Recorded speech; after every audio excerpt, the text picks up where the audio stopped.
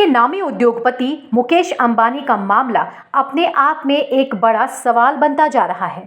बहुत सारे ऐसे सवाल हैं जो अभी तक अनसुलझे हैं, जिनका जवाब मिलना अभी बाकी है।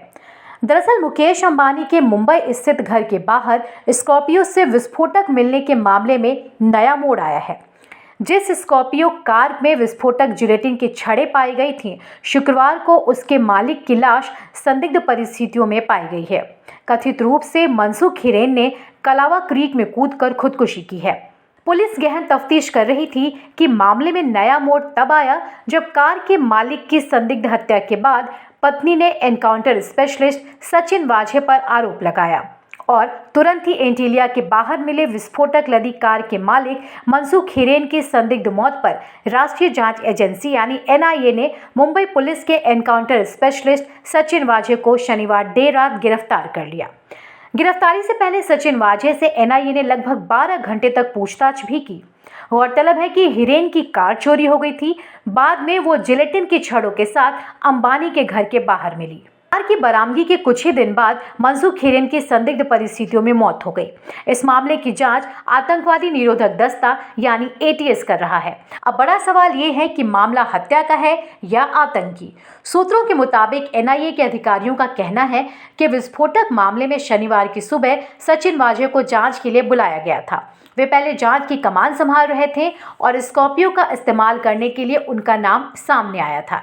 एनआईए का कहना है कि मामले में उनकी संलिप्तता सामने आई है। सचिन वाझे ने 25 फरवरी को कारमाइकल रोड पर विस्फोटक लदे स्कॉर्पियो लगाने वाले समूह का हिस्सा होने की बात भी कबूल कर ली है।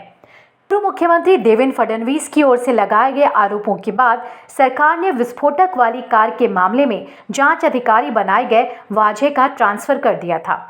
एनकाउंटर स्पेशलिस्ट के रूप में मशहूर रहे वाझे ने ठाणे सेशन कोर्ट में अग्रिम जमानत की याचिका भी दायर की थी, जिसे खारिज कर दिया गया।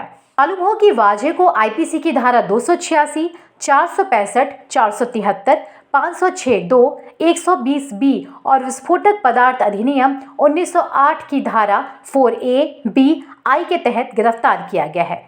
उन पर ये धाराएं 25 फरवरी को मुकेश अंबानी के घर के बाहर विस्फोटक से भरी कार को प्लांट करने में शामिल होने के आरोप में लगाए गए हैं। गौरतलब है कि दक्षिण मुंबई में अंबानी के बहुमंजिला घर एंटीलिया के पास 25 फरवरी को एक स्कॉर्पियो कार के अंदर जिलेटिन की 20 छड़ें रखी हुई मिली थी। पुलिस ने कहा था कि कार 18 फरवरी को एरोली मुलुंड ब्रिज से चोरी हुई थी।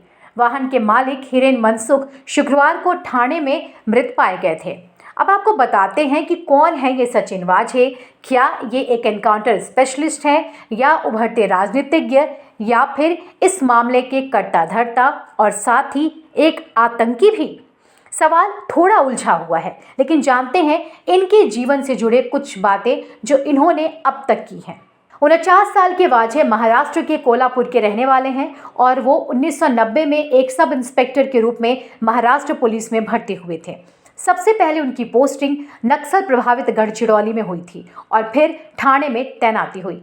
मुंबई पुलिस में आने के बाद वे एनकाउंटर स्पेशलिस्ट के रूप में मशहूर हुए। वाझे ने अंडरवर्ल्ड के कई गैंगस्टर्स के एनकाउंटर में हिस्सा लिया। बताया जाता है कि उन्होंने 5 दर्जन से ज्यादा अपराधियों को इन मुठभेड़ों में मार गिराया था। वाझे टेक्नोलॉजी की भी अच्छी जानकारी रखते हैं और उन्होंने कई साइबर क्राइम और आपराधिक केसों को भी सुलझाया था।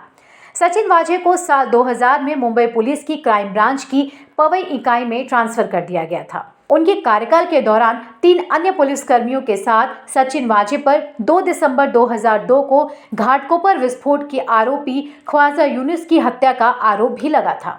ख्वाजा यूनुस हत्या मामले में केस दर्ज होने के बाद सचिन वाझे को मार्च 2004 में ही महाराष्ट्र पुलिस सेवा विभाग से निलंबित कर दिया गया था।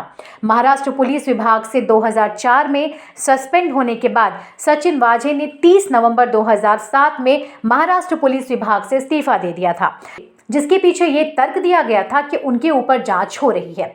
इसके बाद साल 2008 में सचिन वाझे शिवसेना में शामिल हो गए थे।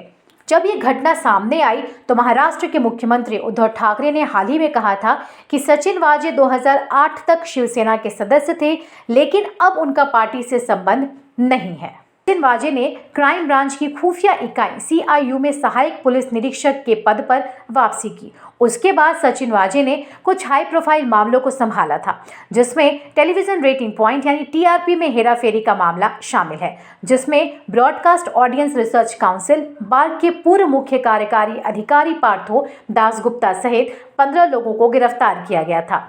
उसके अलावा रिपब्लिक टीवी से जुड़ा मामला, जिस पर TRP चोरी का आरोप लगा था। सचिन वाजे उस पुलिस टीम का भी हिस्सा थे जिसने अन्वय नाइक की आत्महत्या के मामले में नवंबर 2020 में न्यूज एंकर और पत्रकार अर्नब गोस्वामी को गिरफ्तार किया था। नाइक और उसकी मां कुमुद नाइक मई 2018 में मृत पाए गए थे। इसके अलावा 28 दिसंबर 2020 को सचिन वाजे ने famous sports car designer Dilip Chhabria को भी गिरफ्तार किया था। सचिन वाजे उस केस को भी देख रहे थे जो 2016 से कंगना रनौत और ऋतिक रोशन के बीच चला आ रहा है।